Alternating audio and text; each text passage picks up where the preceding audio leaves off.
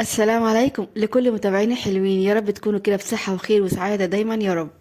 بفكرة جديدة وكمان شكل مختلف والطعم كمان هيكون روعة جدا. تعالوا بقى النهاردة نعمل مع بعض أجمل ولذ وأروع كده بقسماط مخبوزات الأفران. هنعملها بقى كده من دلوقتي في البيت بكل سهولة، وغير كده كمان هيطلع بقى كده معاكي أحلى وأجمل بكتير من بقسماط الأفران، يعني هننافس بقى كده أكبر المخابز بكل جدارة.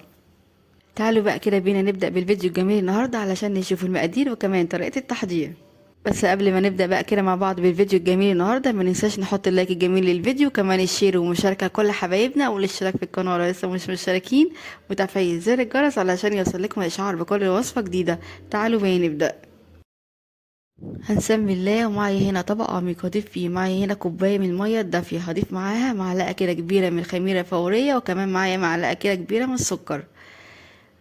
مجرد بقى كده ما نضيف الخميره والسكر هقلب بقى المكونات مع بعض كويس جدا، وهسيبهم بقى كده حوالي دقيقتين تلاتة لحد بس ما اتاكد ان الخميره معايا شغاله وكمان نشطه، وهنتاكد منها ان هي فعاله معانا، ان هي تبدا كده تطلع فقاعات بسيطه فوق السطح كده بالشكل ده. كده الخميره معانا ممتازه وتمام. بعد كده هبدا اضيف عليها معايا معلقه كده كبيره من الخل، وكمان معايا ربع كوبايه من السمنه، وهضيف معاهم كمان ربع كوبايه من الزيت. والسمنه يا جماعه هنا تكون بس مجرد مسيحاها على النار، يعني تكون دافيه كده معايا تماما. هقلب بقى كده كل المكونات الجميلة دي مع بعض كده بشكل بسيط بالشكل ده. هنقلب بقى كده كل المكونات الجميلة مع بعض كده حوالي دقيقتين تلاتة لحد ما نتأكد بس كده ان هما اندمجوا مع بعض. بعد كده هبدأ اضيف بقى معايا هنا الدقيق، معايا هنا نص كيلو من الدقيق حوالي كده 500 جرام. في بداية العجن هجيب معلقة اسباتي واقلب بقى الدقيق مع المواد السائلة بالشكل ده. هقلبهم مع بعض بس كده مجرد الدقيق يختفي معايا تماما بالشكل البسيط زي ما حضرتك كده شايفين معايا.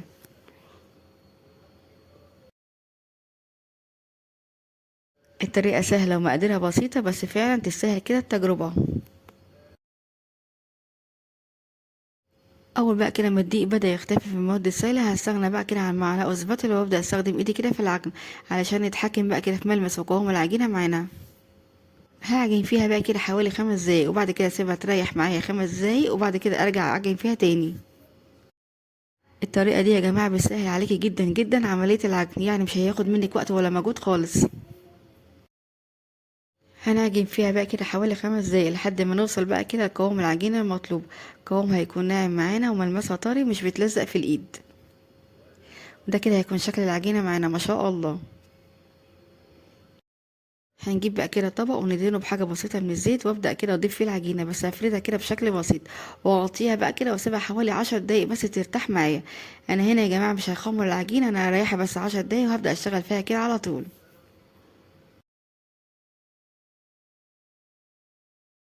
وده كده هيكون شكل العجينة معايا بعد ما سبتها حوالي كده 10 دقايق ما شاء الله.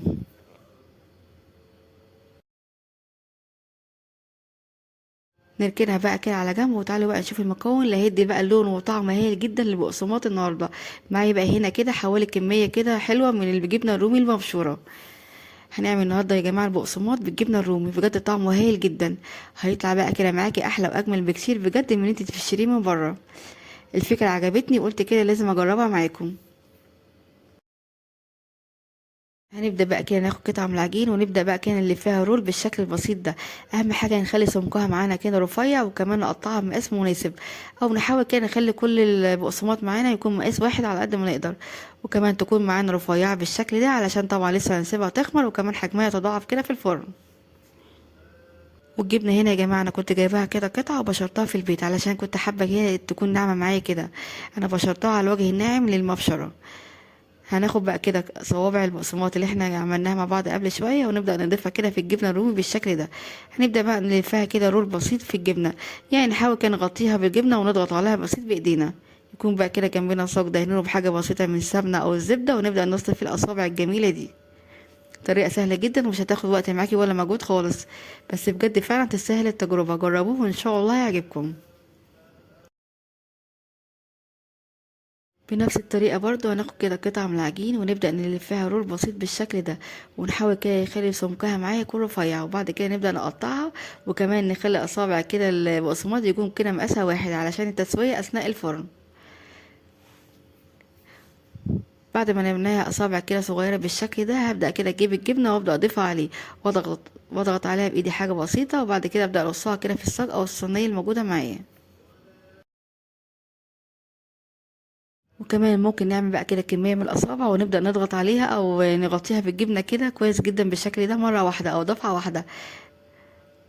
يعني نحاول على قد ما نقدر كده نسهل الموضوع علينا. هو فعلا سهل، بس هتبقى اول بس مجرد واحده تعمليها او اتنين هتحس ان هي بتاخد وقت، وبعد كده مجرد ما تعملي واحده واتنين وتلاته هتلاقي الموضوع سهل جدا. طريقة البقسماط يا جماعة النهاردة حلوة جدا، وكمان طعمه كده مختلف بجد هيعجبكم. طعم الجبنة الرومي مميز جدا مع البقسماط.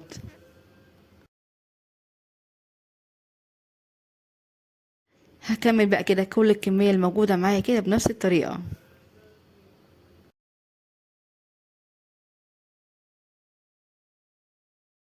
وده كده هيكون شكل البقسماط معايا بعد ما شكلناه. ما شاء الله بجد شكله هايل جدا قبل التسوية.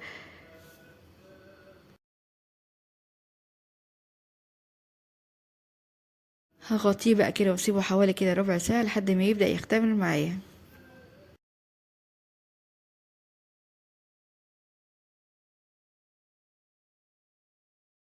وده كده هيكون معايا شكل البقسماط. ما شاء الله حجمه تضاعف معايا بالشكل ده.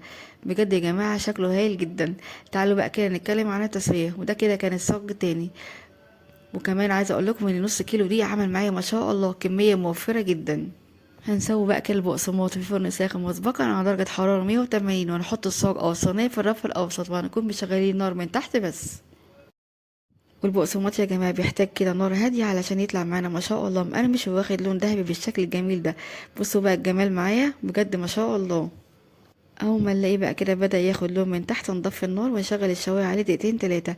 بس اهم حاجة بقى في المرحلة دي او الخطوة دي ناخد بالنا منه كويس جدا علشان كده ما ياخدش معانا لون بالزيادة. وبعد كده نطلعه يبقى معانا بالجمال ده كله ما شاء الله. هسيبه بقى كده في الصاج لحد ما يبرد معايا تماما علشان تعرفي كده تحركي البقسماط من مكانه. لو بدأت تحركيه كده وهو سخن هيتكسر معاكي، لازم تسيبيه يبرد تماما كده علشان تحركيه كده بكل سهولة. بصوا بقى هنا الجمال ما شاء الله طالع هش وخفيف قد ايه. الناس بقى كده اللي بتحب السقسقة يلا بقى كده بسرعة حضروا الشاي وبألف هنا. عملنا بقى كده مع بعض النهارده البقسماط احلى واجمل بكتير من بقسماط الافران. طالع معانا هش وخفيف وكمان كده بيدوب دوبان. بصوا الجمال ده، غير كده كمان الطعم والريحة مش قادرة اقول لكم كانت عاملة ازاي. يلا بقى كده بسرعة جربوه بنفس الطريقة ونفس الخطوات وان شاء الله هيعجبكم. هسيب بقى كده ليكي كل مكونات الوصفة موجودة في الوصف تحت الفيديو، وبالهنا والشفا مقدما لكل يجربها. وبكده فيديو النهارده هيكون خلص معاكم. اتمنى بجد فيديو النهارده وصفة النهارده تكون عجبتكم واستفدتوا منها. لو عجبك بقى كده فيديو النهارده وصفة النهارده ما تنسوش اللايك والشير للفيديو الجميل ده كده على طول علشان يوصل لاكبر عدد من الناس. كمان الاشتراك في القناه لو لسه مش مشتركين، وتفعيل زر الجرس علشان يوصل لكم الاشعار بكل وصفة جديدة. اشوفكم على خير ان شاء الله في فيديو جديد. مع السلامة.